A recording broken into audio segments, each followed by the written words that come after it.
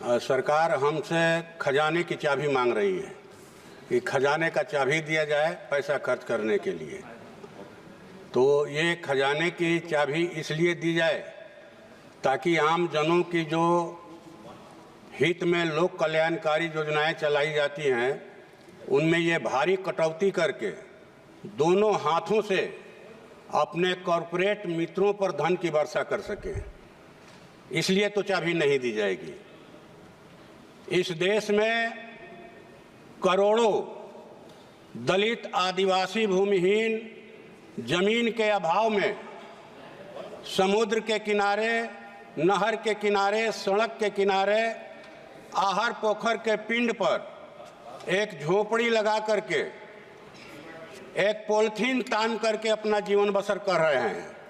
और सरकार कह रही है कि हम बहुत रॉकेट की गति से विकास कर रहे हैं। तो महोदय, जिन लोगों का इस देश की अर्थव्यवस्था के विकास में भारी योगदान है, वो खेतों में खट करके अनाज पैदा करते हैं, देश का पेट भरते हैं।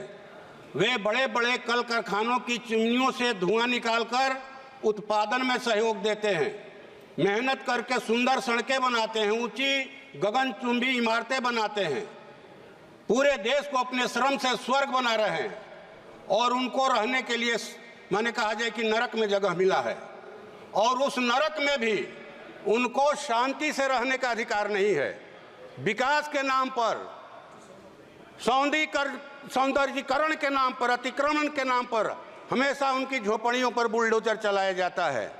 इसलिए मैं सरकार से ये मांग करता हूं कि देश में वो भूमि सुधार लागू करे।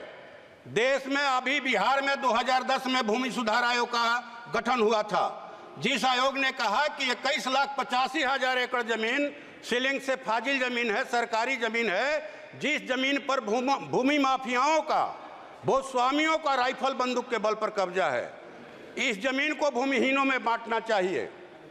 और आयोग की सिफारिश यह भी थी कि बटाईदारी पर ज़्यादा खेती हो रही है, इसलिए कृषि बजट का लाभ दिलाने के लिए बटाईदार किसानों को पहचान पत्र दिया जाए।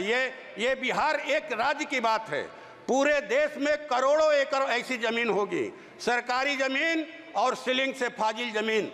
मेरी मांग है आपके माध्यम से सरकार से कि देश में भूमि सुधार लागू किया जाए और भूमिहीनों को खेती लायक जमीन और बासगीत जमीन दिया जाए। ये मेरी आपके माध्यम से सरकार से मांग है।